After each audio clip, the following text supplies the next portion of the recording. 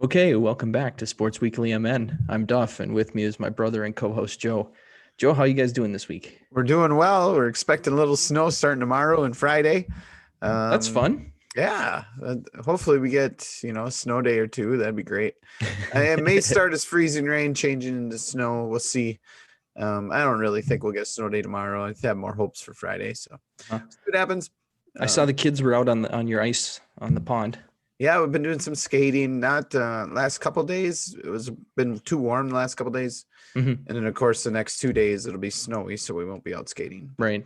And you wouldn't want them to fall through into the 2 inches of water that's in your pond. Yeah. No, I'm not worried about them falling through it. It tears up the ice when it's really soft. Yeah, exactly. And but it actually is nice because when it's warm, then it kind of melts the ice into a nice glaze again, and then it freezes, or whatever. I guess that's not the right terminology, but it melts a little bit and then it freezes pretty nice again when it gets cold. So we'll take a warm day here or there. Just can't skate on them. Right. So Saturday, we'll be back out Saturday. Nice. How about you guys, Duff? Good? Oh, we are on not just lockdown, we are on stay at home. We can't go outside unless you're going to the grocery store or exercising, or if you have a medical appointment. Otherwise, you're not allowed to leave your house. It's That's really crazy bad. because you guys aren't even as bad statistically as we were, right? In fact, you're hardly worse than we are now, right? We're better than per capita. We're lower than Minnesota. Yep. And we're reopening. Can't make this up. That's politicians. There you go.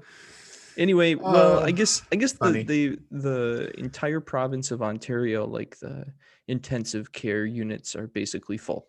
Yeah, and that's not the case here. That's just anymore, I don't know. I guess they only have a certain number of intensive care facilities, and they're pretty much full, and so that's it. And they're gonna have to start turning people away, which means people are going to die. So, yeah. But yeah, people are stupid and they don't follow the rules. And so as a consequence, now we all have to get locked in our houses, which is terrible. This doesn't take a sense, does it? No. Some of this is uncontrollable. Sure, you could do everything right, but you still have to have a job and get together with people or school, and then transmission happens. But I saw a guy walking through the building with no mask on. What's he thinking? Oh, that's common thinking where I live. I mean, you never see that here. It was shocking. It's everybody was staring and looking at this dude just not having a mask. It's maybe what? It's from the United States, where we may have a government on Monday. I don't know. Yeah. Yeah. Okay. Well, anyway, so yeah, we're stuck inside, and Will does gym class inside on Zoom, and it's pretty funny. He today, his gym teacher's like, "Hey, Mr. Turner," because he saw me helping Will get on gym class, and so the gym teacher, his son is in Will's class, and they're friends. So we've emailed and we chat, and so we kind of know each other. And he's like, "Get Will a pillow." I'm like, "Oh, okay. What kind of gym? They're gonna take a nap?" He's like, "No, we're gonna do some punching." So he was teaching. So that was gym class today. Was teaching kids different ways they can punch pillows. Awesome. We've brought in the local karate dojo karate Nice. local in Buffalo last 3 or 4 years. We're not doing it this year because of the craziness, but yeah, the last 3-4 years we've done it, and cool. It's fun. It's easy week for me. I don't have to plan. But... Right. Listen to him, and I'll take attendance. Yeah, I don't even have to take attendance because it's elementary school. Oh, right. Anyway, okay. So look, this week, honestly, it's kind of a slow week for Minnesota sports, but there's still a few things that we can break down. So I guess we'll start with Wolves basketball. And look, there's a lot of losing going on. They have not had a great season so far. Mm-hmm. When Karl Anthony Towns got hurt, they just basically lost from that point on. They had But good last 2 games though. yeah, so so they did actually win over the Spurs. So both games against the Spurs were pretty close. So the first game against the Spurs, Karl Anthony Towns came back. Mm-hmm. He was back. Cat was back. And it was great. They went to overtime and then they lost. Yeah. But it was great to see him out on the floor. And then he did not play the second game, which was Sunday. So they're kind of doing these back-to-back type games now. That wasn't a surprise. He didn't play Sunday. That's right. Yep. If you're just coming back from injury, you're probably not going to play 2 days in a row. No. And so look, he was back on Saturday. They made it to overtime and then they lost. Fine. But that was the first game where they showed a spark. Completely different team. Just utterly different. And they didn't go through one of those 5, 6, 7, 8 minute droughts of not scoring a point. And like, look what happens. Hey, when you like don't have a 5 to 10 minute chunk of time where you don't score, you're actually in the game. And the game's a little interesting. Yeah. And more entertaining. So, and then he didn't play on Sunday but the Wolves won. So you can just look at the drop off in scores though. You think they were tired? Somebody came back Sunday though, fresh for the Timberwolves, didn't they? Josh Okogie. Right. Yeah, of course. And, yeah. And he didn't play Saturday, right? That's right. Yep. So the only thing I could take away from this is that Josh Okogie is more important than Cat to the team. I would not read that. Oh, okay.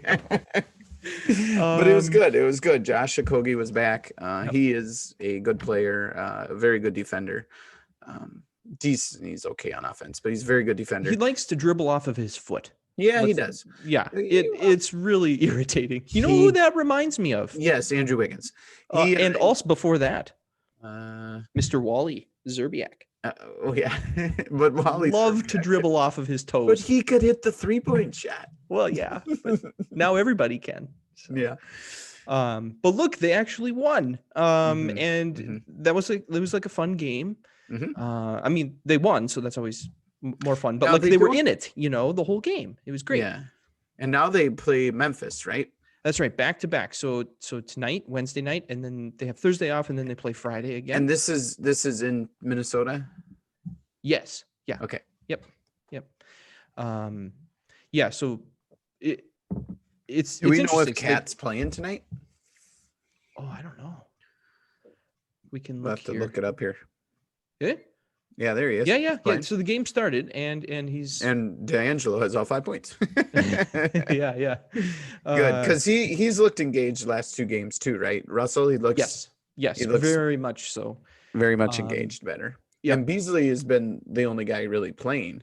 Yes. After Cat was hurt, he's really been pretty consistent. He's been very consistent. Yeah. Yeah, I would say him and Anthony Edwards has been fine too. For your expectation levels for a rookie, I think he's been fine. I think he's played. Well, I think Anthony Edwards is who we thought he was.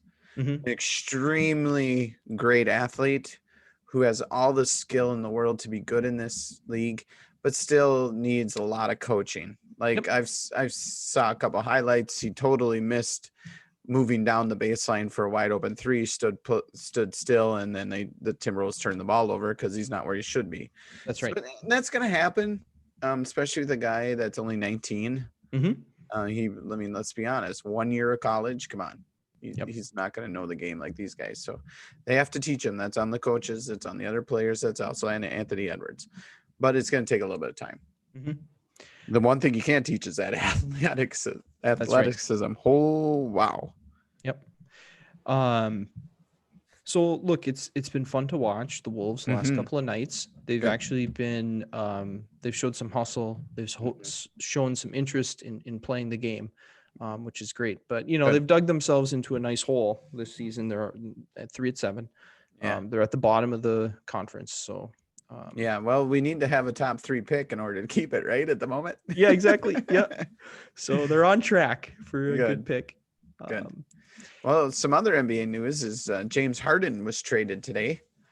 to the Brooklyn Nets. Now, it looked like earlier in the day he might get traded to the 76ers.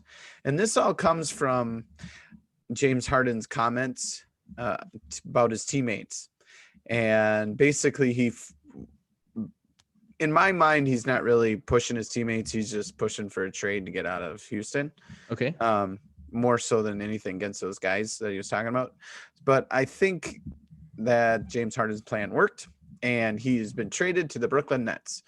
Now, if we recall, the Brooklyn Nets also have Kyrie Irving and KD or Kevin Durant. And now so you have like a huge big three. I mean, wow. I mean, is there enough ball to go around here? I don't know. But the Nets look like a really good team. Do they have enough other pieces? I don't know. We'll see. But when you got that big three, and there's no team that can stack up against that big three, in my mind, if they're healthy. Now, that's a big if with Kyrie on your team. Yep. And you could say Durant, but other than Durant's Achilles, he's been really healthy. Yeah, he doesn't have much of an injury history beyond that. Yep. Right. Yep. Right. So, I guess so. Somehow Indiana and Cleveland were also involved, I guess. Huh. Crazy. Okay. Yeah. So I think the Rockets ended up with 4 number 1 picks out of this. Oh. But in theory, those number 1 picks are going to be low number, or high number 1 picks, like in the upper 20s or 30. Right. They're not going to get picks 1, 2, 3, and 4. Just to be clear. Yeah. Yeah. I don't even know if you'd want that. I'd rather have the number 1 overall pick like 4 different years. Like you're right. No, right. You don't want. Yeah. Yeah. That's not how teams work anyway. Yeah. Okay. But I think they did get good quality money. Good return on the dollar there. If you're going with quantity over quality. So that's the NBA news. All right. So, look, the Wild haven't started yet, but they start tomorrow. But they did finalize their roster, and I don't know. Did you see any surprises? No surprises in their roster. No, I guess there's like one, maybe 2 Minnesotans. The only minor thing going into camp was we didn't know if Marco Rossi would make the team. Okay, and then he kind of got hurt, not hurt. He got put on the COVID. Oh, okay. Yep. And then because he was the Wild's number 1 draft pick this year, number 9 overall. Okay. And he great future, but no camp, it's just kind of stacked against the rookies at the moment. So I would expect him to go to Iowa. I didn't look to see who made the team, but I'm thinking he's going to start in Iowa would be my guess. Okay. Who were you looking for? Marco Rossi, top left there. Centerman. Here. Yeah. Out indefinitely with upper body injury. So he's not even in Iowa. He's just on the injured list. Yeah. Okay. But I think this is COVID related too. So I see.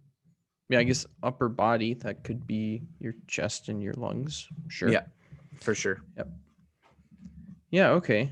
So I don't know. What do you sort of expect out of this season? I go back to that prior pager. Yeah. The Kevin Fiala top. He's probably the Wild's best player. Okay. So he looks like the real deal. A number 1 winger, all-star potential. Okay. We'll see if he can continue that this year, but he looks like the real deal. Jared Spurgeon down in London. He's the captain. Yep. He's the new captain, and the Wild have a very good defensive team. Spurgeon, Suter.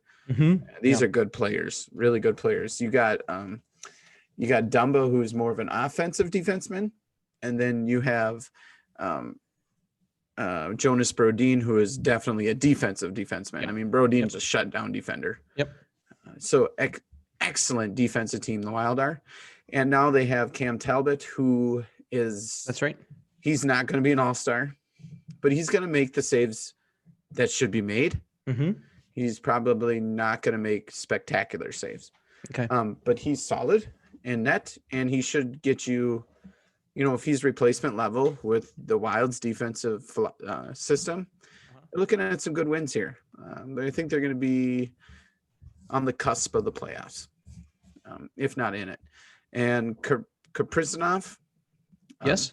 Kirill Kaprizov or whatever. Yeah. Yep. Big things are expected of him. He might be rookie of the year. We'll see. Oh, wow. Okay. He's got that kind of talent. Not only that, he's got the work ethic. He has been consistently the last player off the ice at these okay.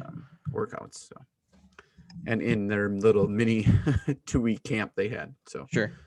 Yeah. So he wants it, and he's going for it.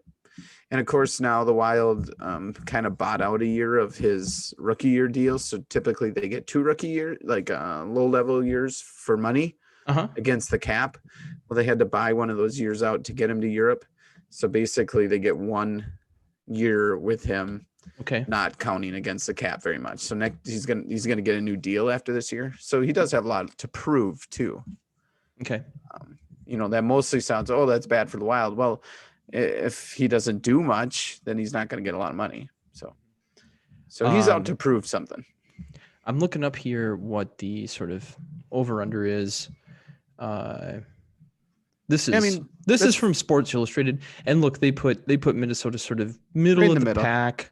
It says down here that they're gonna benefit from the relative weakness of the division and probably go down to the end of the season in terms of fighting for that final playoff spot. Yeah. And I think that sounds about right to me. Those top 3 teams are not weak, but the bottom 5 are much weaker. That's right. Yep.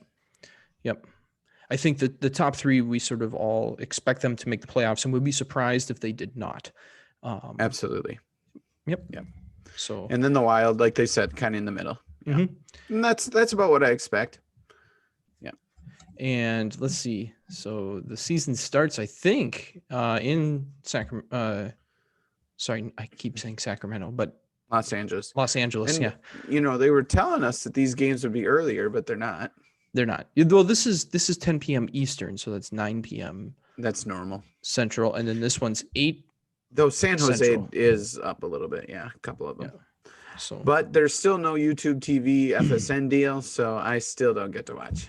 I saw something on Twitter about somebody was saying, "Hey, I get to watch FSN now," but so I thought that sort of threw me for a loop. I think they changed to Xfinity, and I don't have that option. Mm-hmm. Yeah. Bummer. That's a cable service. Yep, I see. Oh, right, because you're rural, so you don't get the cable option. Right. Very good. All right. Well, look, I'm excited to start watching some hockey again, and I think absolutely it'll be exciting. Mm-hmm. Yep, it's not the same without it. Mm-hmm. Okay. So a little bit of Vikings news, I think. There was a really good write-up. Actually, this was in the Star Tribune about assistant GM George Patton, who's been with the Vikings for many years, and it's like every offseason he interviews for GM positions, and he's actually received some offers and turned them down in the past. But this year he received an offer from Denver Broncos and he took it, which I think speaks highly of him, that like he's discerning enough to say, no, I don't want to go to the Browns. Thanks, but no thanks. I forget, it sort of mentions, he was a finalist for the Rams job in 2012. Like that's a long time ago that he first started looking for GM positions. And, we're 2013, 2014, he had interviews, 2017. So basically this guy's really put his time in, and now is the time, and we should be happy for him. That's right. Yep. So he's 50 years old. He replaces John Elway to sort of head the Broncos, football franchise and kind of steer them in a new direction. I don't know if it said how many years, like a 6-year deal. So that's his contract, 6-year deal. Wow. Yeah. And Impressive. I think that's about right for a GM. You need a lot of years to sort of get your draft picks in place and build the team in the way that you envision. And you need a long runway to do that in the NFL. Like 1 year isn't enough. You need, a better part of a decade. And, that's what Spielman and Zimmer have had with the Vikings. So I think it's great. I think this kind of speaks highly of the Vikings organization. They've had at least one person now who's people have been trying to steal. That's like, look, okay, the Vikings made some good hiring decisions if other people are trying to take the coaches. Certainly that's been true at offensive coordinator. They've had a couple leave to go become head coaches. And so that's great. And now look, somebody from the executive side is now also kind of being poached. So, I mean, it's bad for the Vikings in the short term, but it does speak highly to their ability to hire good coaches, much like the Twins have experienced. Like under the Terry Ryan regime, the coaches stayed the same for 20 years, right? Like nobody ever changed because no one wanted to steal those coaches. And now under Falvey and Levine, every year there are coaches who are getting stolen by the Yankees and other, big franchises. So they're not just I think Pittsburgh took our hitting coach, right? Ralston. Yep. And Derek Shelton. And the catching coach went to the Yankees. So I mean, there's every offseason there's been multiple coaches being stolen from the Twins organization. It's a good problem. It of course involves work to refresh that talent pool of coaches, but it does speak highly to their ability to find effective people and kind of lead a position forward. So I don't know. Did you want to talk about anything else about the Vikings? I mean, you had showed me that stat about the teams that won in the playoffs. They either had a Hall of Fame quarterback or a rookie quarterback on a rookie contract. And there's nothing in between. Yeah, basically not. You got your Falco once in a while, and you get your basically not. You need a Tom Brady, Aaron Rodgers type guy, or you get your Patrick Mahomes, Deshaun Watson, somebody that's on a rookie contract, so you can build the rest of the team up, or you just get that Tom Brady guy there, that Peyton Manning, that just so good that he can make up for everything. And so that takes me to my point. There is a guy in theory out there right now that could be made available for a team, and it's Deshaun Watson. He wants out of Houston, and typically if somebody wants out of a place, it'll happen because and of course the Texans should get good and fair money for him, but usually if somebody wants out of somewhere, it lowers their trade value. So I think the Vikings should really kick the tires on Deshaun Watson. He'd look pretty good in purple. And like we've said all along, we don't think Kirk Cousins is a bad quarterback. The stats certainly say he's not a bad quarterback, but the eye test is a lot different from the stats, people. So Deshaun Watson, he's still on his rookie contract? No, he'd make like 40 million or something. So you think though that he's like Hall of Fame caliber? You think he falls into that bucket? Well, certainly not yet, but he has the talent to be. I see. Okay. Yeah. Okay. Yeah. So if here's you a question got for Deshaun you. Watson, you'd have to trade him Kirk Cousins to make the money work. Oh, yeah.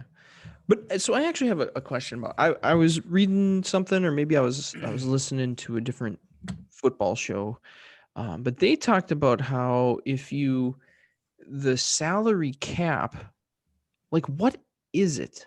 So I had one impression in mind that it was kind of like the total salaries for your players for the year. But then like the show I was listening to was like, no, that's sort of like that's like the money that you don't actually want to pay them. So they have So can you explain this to me? Because I don't know what it is. No, because the NFL teams can't even explain it. They have cap gurus, is what they call them. cap gurus, and there's like Rob Brzezinski is ours or whatever. For the Vikings. Yeah, he's, or whatever. He's just the guy that knows the money and can make it all work. No, I can't explain the cap to you. There's dead money. There's all kinds of crazy things. You can extend a guy to create more cap money. Cap room. Yeah. I don't know. It was something you have like, to well, stay if the under the cap. Well, right. Whatever the cap is, you need to stay under it. And you have to stay above the floor. Yep. And I think the floor next year is like 175 million. Okay. Yeah. Huh. All right. Well, that's unfortunate. That was going to kind of be my question of the week was like, explain this to me, because I thought I understood, but I definitely don't. No, I can't explain everything to you. I can't. All right. I don't know it. Sorry. Not even going to pretend. Yeah, it's not good. Okay. Let's see. Yeah. So I think it's, I don't know.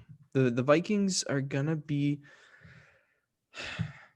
the Cousins deal is just, and it's like a ball and chain. Like it slows them down. It restricts what they can do.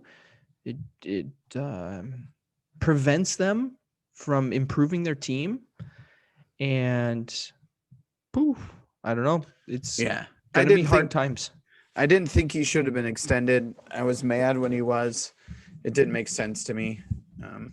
Well, so that's the show that I was listening to. That's what they were talking about, and they were talking about how when you extend a guy, you lower the hit to your salary cap this year, even though you send it into next year. Yeah, and so if you're playing to win this year, it makes sense to extend a bunch of guys, because then you can get more guys this year.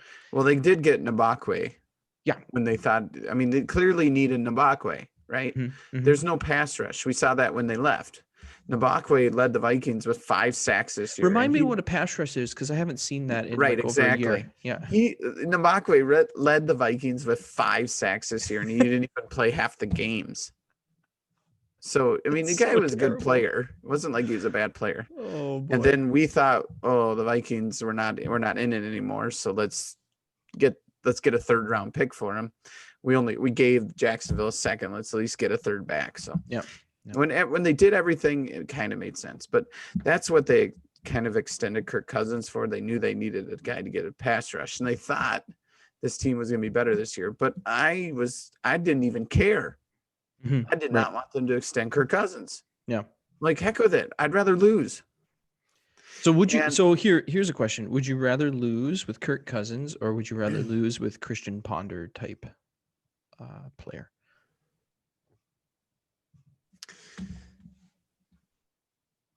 I never thought Christian Ponder was going to be good. So I was shocked when he was picked when he was. Uh-huh. I didn't think he was going to be good. And so I don't want to lose. The thing is, Kirk Cousins is not a bad quarterback, but he's also not going to take it to Super Bowl. That's right. Yep. Not making the kind of money he is. He's just not good enough, because he doesn't make his teammates better. He doesn't. I mean, if you had you had a really good offensive line, okay, maybe we'd be talking something different. But in order to get that offensive line, you can't be paying your quarterback that kind of money. So or maybe you got to make a draft pick or 2. Yeah. So here's my question though: how do teams like the Patriots, with that Hall of Fame quarterback who's presumably making tons of money, how do they retain that quarterback for a long time and still maintain their excellence? He's just that good. Like, it doesn't matter. It's just like, give me anybody and it'll work. Kinda. You always need a star or 2. I mean, they went out and got Randy Moss, and they always had what's his face in the slot, got a trillion catches because he could just run a quick slant. Edelman. Yeah. And then they always had pretty good offensive line. Yeah. Gronkowski. You still got a draft build. And then of course they always had a really good defense, because You Is get a shutdown Belichick corner. And is Belichick like Zimmer and remember like a very defensive-minded he coach? he Like, is give me anybody off the street and I'll make them okay. Yeah, remember Belichick was a defensive coordinator. Yeah, He's a defensive coach. Yeah. So, do you think that's what like the Wilfs and Spielman were hoping for when they hired Zimmer? Yes. Mm-hmm. But we like the miss was there is no Tom Brady here, and that's like well, and it wasn't necessarily a miss, but they've never tried to get him. Right. You can get mad at the Bears, and the Bears should be mad for getting Trubisky, especially when Patrick Mahomes and Deshaun Watson. You could say that they should have scouted better and everything, and they should have, but at least they went for it. Right. They went up to the second round pick to get their guy. Mm-hmm. And hats off to them for trying, because the Vikings don't try. Mm-hmm. They just don't ever do that. And I at least respect the Bears for going out and doing it. It didn't really work out. Trubisky's not a bad quarterback. He's not a horrible quarterback, but I mean, he's not Patrick Mahomes. He's not Deshaun Watson, who they could have had. Right. Yeah, exactly. Yeah. But well, that's like Mike Trout getting picked 19th or whatever it was. Yeah. Like pretty much every team could have had him. Well, and the Angels had back-to-back picks and took him with the second. That's right. I forgot about that. Yeah, that's right. So the Angels didn't even know what they had. So, oh boy, there's always going to be those type of guys. Daniil Hunter, 4th round pick. Yeah. Stephon Diggs, 5th rounder. Adam Thielen, not drafted. Those guys are always going to come through. Right. But you got your Chase Youngs at the top of the draft too. Your studs, your Aaron Donalds, your kind of can't miss guys. Right. It doesn't work with the quarterback position. There's really no can't miss quarterback position. Yeah. Even the Clemson kid might get hurt. You just don't know. Yep. You hope not. Yep. Do you think Dan Bailey's going to be back next year? I don't think so. Oh, you don't think so? You think they're going to use one of their 6th round picks? 22 6th round picks. Yeah. They need to stop doing that, and they need to poach somebody. Yeah. Somebody that's already kind of gone through that and got the yips out, and poach them from a different team. I don't know. I could see it going either way. Like Bailey's pretty much a known quantity. I don't know what happened this year, but 2020 is such a weird year. Maybe write it off. 2021 doesn't seem to be any better. Yeah, that's true. Hey, at least we didn't all get food poisoning on New Year's Eve and start throwing up at the crack of midnight. So that's true. They just tried to burn the Capitol down. Yeah, exactly. Oh boy. I don't know if they actually tried to burn the Capitol down. They just attacked the Capitol with unknown motives and goals. But yeah, we'll go with that. So another thing going on in Minnesota sports is the MIAC has some plans to come back. So recall the MIAC basically shut down sports for the fall and winter sports. Yeah. There's like 12, 13 schools, right? And they just kind of shut it all down. But now they voted to allow all of the winter sports. So basketball, hockey, indoor track, and then swimming are back, sort of modified. But there's not going to be any tournaments, which kind of makes sense. Like that's what we don't want here as we, try and finish up this pandemic. And anyway, begins not next week, but the week after. There's a bunch of restrictions and sort of like weird rules, but whatever. They're going to get some games in. So it's great for like, I guess Division III athletics, in the state of Minnesota. So it's going to, I think this will make a lot of people happy who want to participate in these things, and let's hope it's safe. And my hunch is that they're probably following pretty strict protocols and so forth with, all of this stuff. It'll probably be fine, like the other sports. Yep. I'm sure there will be, one or two bad events and they'll learn their lesson and then they'll follow the rules and then it'll go a little bit better. But yeah, so I guess that's good. Yeah, I don't know. So obviously when you swim, you can't wear a mask, but yeah, I think they get out of the pool and they put them on. Yep. So anyway, I don't know. You wanted to wear talk one if they pole vaulted? I don't know. I don't know either. Or like playing basketball. Would they wear a mask while they're playing? I think so. The Minnesota sports is like high school. Oh, I see. Yep. Well, who knows? We'll see. But now there is a little bit of baseball news. Not actually Twins. The Twins haven't really done anything, but their division rivals have been making a lot of moves. White Sox picked up somebody else this week. You want to talk about that? Sure. We could talk about how Lindor for the Indians got shipped away. So the Indians are kind of like Lindor and Carrasco went to the Mets, while the White Sox are an up and coming team. The Indians are kind of here and now they're going back down. Do you know the Indians payroll is down to 39 million? Yeah, I was gonna say, is that 40 million bucks? Yeah. They're probably just under 40. They'll probably get around 60, maybe 50. Maybe. Yeah. Maybe they'll get to 50. I've heard rumors that people are saying it's probably time for the owners there to sell because they're not big buck people.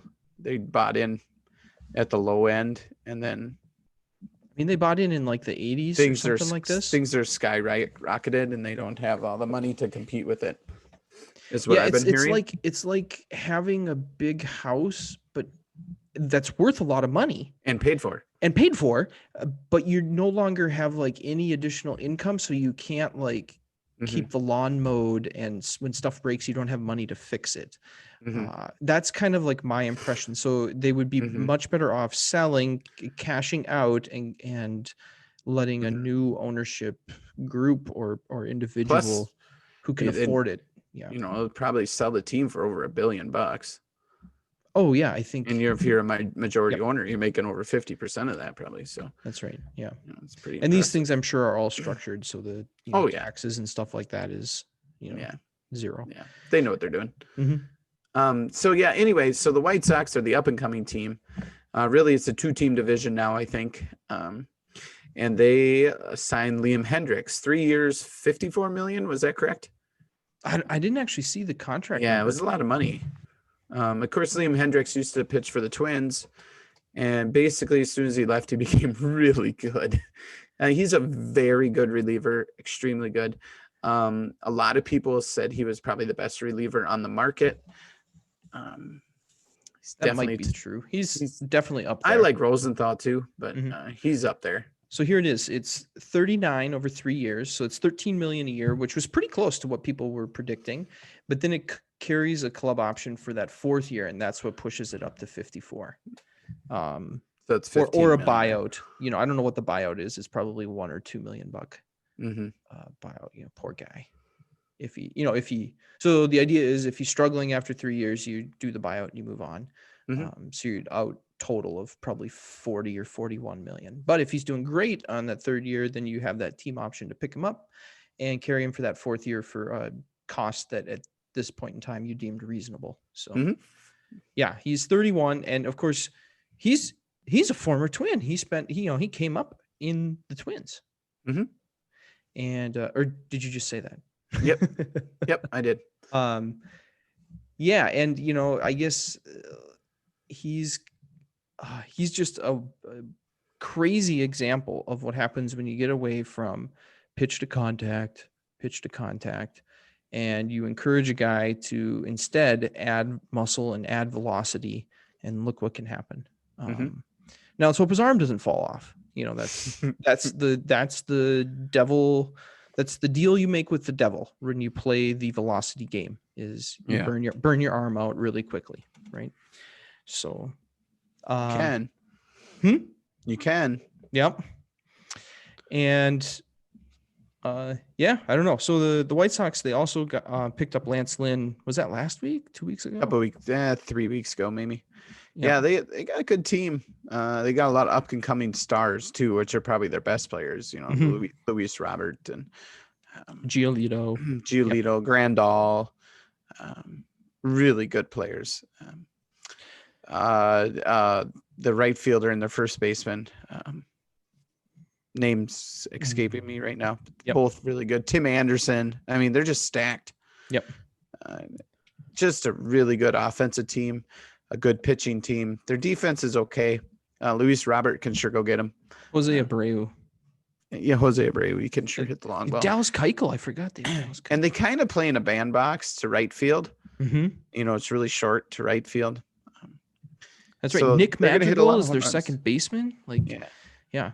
Yeah, they're It's good, really good team. Really good. Really strong. Still kind of young.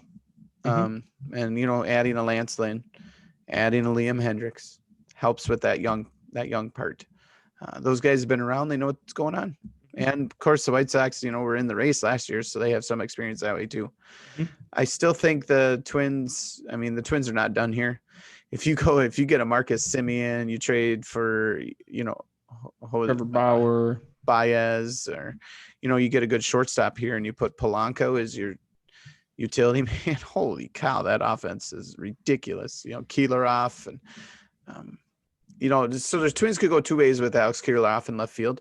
Twins could either sign him to a deal now, and then that would pay him more now, set him up for life, and then they could buy out 2 or 3 years of free agency and those arbitration years. Or the Twins don't do that, and they keep him in the minors for about 25 games, bring him up sometime in May. playing games with his service time. Well, and absolutely should, if that's the route they're going to choose to do it. I'm going to take an extra year of Keeler-off at 29 than I am going to take 25 games of him at 23. That's right. Yep. You know. Yep. It's just a dumb rule, but it is a rule, so it'd be stupid not to play it that way. Well, it's a rule now, but the collective bargaining agreement is Correct. up at the end of this upcoming season. Yeah, that's a whole nother issue. I mean, I hope it's just another one of these divisive issues where I hope there can actually be some adults who get together and say, let us not if Manfred's in charge. But not if Manfred's in charge. And honest, if Tony Clark, I don't have a lot of faith in him either. These are just, they're remind me a lot of the really old politicians that we have running the country too. Well, just and fighting battles that are 50 years old. Like, thanks. I've heard the same thing for 50 years. There's so much money. Figure it out, you guys. Yeah. I mean, these other teams are doing awesome things. The NFL just came up and put on a playoff game on Nickelodeon Universe to get the young people involved, and it was awesome. The MLB would never do anything like that. Yep.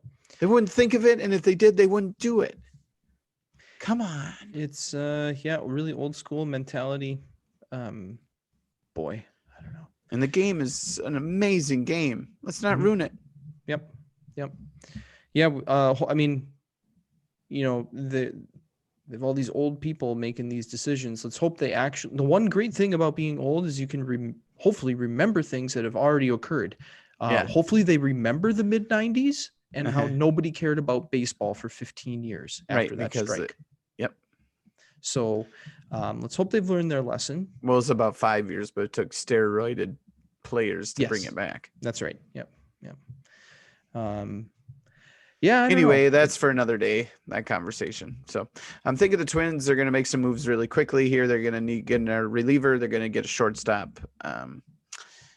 May or may not get a left fielder. I don't think they do. They need a starter. They need a starter. They're going to get a starter. I think they might trade Trevor Larnach. I think he's trade bait. Okay. I think he's their number one trade bait because I don't think they want to trade Keeler-off. Keeler-off would get a little bit more.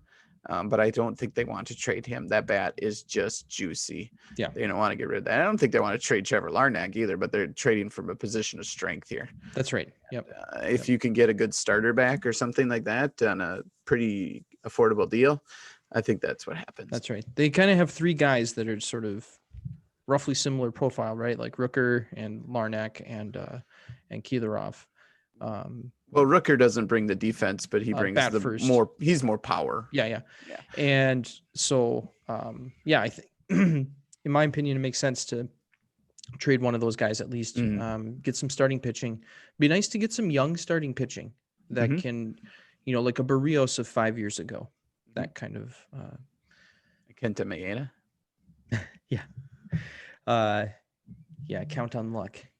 He's the ace of this team. Yeah, he has that potential. So, but look, what we need is for them to raid the Cleveland organization. Trevor Bauer. Yeah. Well, it sounds like they did put a call in to the Indians about Lindor, and we're basically said we're not going to trade into you guys because we're not going to trade in division, which I respect, and I think they respect that. Yeah. And someone was pointing out to me that actually the hesitation is not so much on the part of the team that has the star player, but the team who's giving up prospects. Because do you really want to be the guy who traded so-and-so to your division rival, and now he's going to whip your butt for 10 years? And every single game they're like, oh, and this guy came out of the Twins organization, and then they traded him for such and such a pitcher who was only here for 1 year, so yeah, I think, there's history. Ask Milwaukee about that. CC did pretty well for them. Yeah. Okay. Anything else you want to say on that? I don't have anything else. So I don't really have a trivia this week, but I kind of have a question. So when we move to Minnesota, I want to get the boys into like fishing or hunting or like outdoor sports like this. But I literally don't know anything, and I don't know how to get started. And I kind of did some Googling, and nothing was really too helpful. So that's my question is maybe we can get a guest on the podcast who can really explain it to me and accurately about really how to get started. For example, with fishing. Well, I would think if we could get somebody on the podcast, it'd be awesome. But I think if you check out YouTube, that'd be a good place to start. I did. And it wasn't terribly helpful. It was talk to people. Okay. I don't know. It's just very vague. What? Fishing is easier in Minnesota than hunting, because hunting, you got to know somebody to get on the land. Which, lucky for you, I do. And lucky for you, I have ice fishing gear.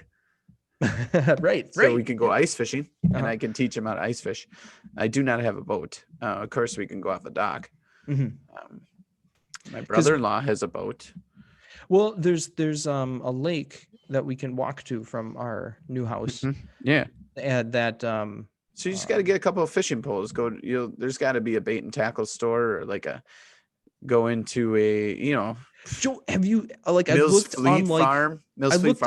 I looked on Mills Fleet Farm website and Cabela's website, and there are 10,000 options for fishing pole. It's what? I don't know. If it starts with anything more than $30, you don't really need it, because you just want to catch some fish. Yeah. You're not. So that's the other thing. Crazy. And the other thing I was thinking about, as a kid, we went fishing, but what we didn't do much of was catching. So I'd really want to optimize it so that when I take Will and Owen fishing, we actually catch stuff. So we'll call it catching. And then eating, when we were kids, we occasionally caught something. So it wasn't always zero, but I don't know. Well, we could take them ice fishing. Yeah. Yeah. You catch stuff? Yeah. That's more catching. Yeah. I suppose the density of fish is higher. Is that true? Because you have a certain number of fish, but now instead of swimming in a pond this big, the top half is ice. So now they're swimming in a smaller area. So I don't think the top half is ice. It's only 8 to 14, 15 inches. The 1 year was crazy. It was in the 30s, but otherwise it's not. So, Well, maybe the lake is deeper than I think it is. Oh yeah. I'm thinking it's only like 5 feet deep. So when The you lake over here is 120 feet deep. holy moly, Yeah, that's deep. there's a deep hole, but it usually averages 30 to 40. Oh, okay. All right. And then the one over there is more like 25, 30. I see. And then the one, I mean, I got lakes all over the place. Yeah. Well, for us, we have like one lake in mind. There's actually 2 that we could walk to that have like allow fishing. Sure. But like I don't know like what. So here are my problems. I don't know what kind of gear to buy. I don't know like how to actually go about the act of fishing. I mean, obviously, like you like throw something out there, but then you like need things on the end of the line, like baits and hooks and bobbers, and I don't know. There's approximately 10 million choices. Like I go to Canadian Tire, and there's an entire wall with like 10 million choices. Like I don't know. Well, And just then need to, it depends what you're fishing for. well, yeah. So then here's my other thing. Let's say I overcome all those barriers and I actually catch something. I don't know what to do with it. It's like on the hook. I think it flops around. Like, what do you do? Like, how do you take the hook out that to food? I want to like convert that thing to food. How do I do that? Got to get a fillet knife. So these are all my barriers. So when you kind of articulate it, it's like actually a huge amount of like learning that has to be done. I don't know like what things to buy. Is there a specific time of day are better for fishing? I don't know. Yeah. Is there a specific technique which is good for fishing? What do you actually do with the fish? How do I convert that fish into food? These are all my questions, and it's like overwhelming me. Yeah. Because I don't know any of this information. I wouldn't let it overwhelm you and just get, we can figure that out. Yeah. Well, anyway, it's not really trivia. It's more like, holy moly, I thought this would be simple. Like I have this idea in my head of like Tom Sawyer and Huck Finn with like, but that's not anything related to the current modern act of fishing. It's not that big a deal. You don't need a fancy rod. You don't need a fancy reel.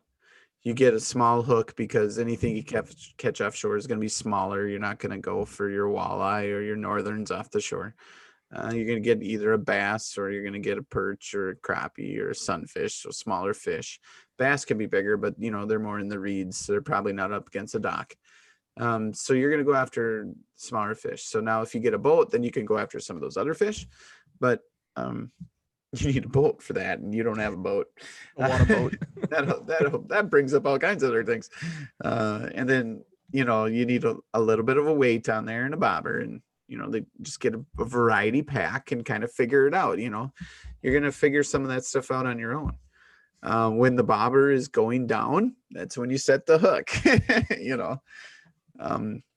can figure it out. I don't know what that means. You pull back on it so the fish catches. I see.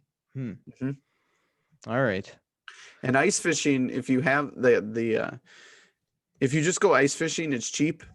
The equipment's cheap, but you need an auger, which is not cheap, and generally you're going to want a fish house, which is not cheap. But luckily for you, I have those things. Oh, I see. And I guess there the advantage is you don't need a boat because you can walk out to the spot where it is pretty deep, where you're going to get. That's correct. For and if the it's big a really fish, warm day, you can just have a hand auger. And you don't need anything else. For $50 forever, you can fish. But if you don't have that, you're gonna want my propane auger, and you're gonna want my little fish house with the buddy heater. So I see. I do remember you were saying like when you go ice fishing, there's something called a twiddle stick or a fiddle stick. What is this? Twitching stick? A twitching stick? I don't know. I remember you telling me this one time. Okay. Do you know what I'm talking about? No. Oh, okay. I don't know. All right. There's tip ups. You can set up tip ups, which you're going for your northerns. And you can have 2 tip ups per person. It was stick something. It was like fiddle stick. Jiggle stick. No? Okay. You had jig stick. Maybe that's what it was. A jig stick. Yeah. It's not even a rod. It's just a stick, and you jig, which is going like this. So it tracks the fish. Yeah. Put the little mealworm on it. Don't worry, Duff. I got you covered. Okay. All right. Yeah. Well, this is the things that I want to know Next about. winter, we'll be out there. Yeah. All right. Oh, and then like how to convert that to food. That's like the whole other question. Like obviously you cook it, but like you got to do something. Like, well, you got to fillet it, yeah, get the meat out. right. Right, 'cause You don't want to wanna eat this the as scales. sushi style. Oh, sushi's so good, but I'd never heard of walleye sushi. I don't know about crappy sushi. Might not be so good. That's something I want to try. Well, that'd be really fun actually to start Let's like fry it. Minnesota fish sushi, like walleye sushi. I don't know. Maybe that's a thing. Yeah. Well, look, there's salmon sushi and crab sushi and I'm lobster not gonna sushi. I'm not gonna put any money in towards this. No, me neither. All right, man. I don't know anything Okay. else about you. That's it. Yep. All right. Well, guys, just remember to just be careful this weekend, and just remember to be kind, grow your own food, and John 3:16.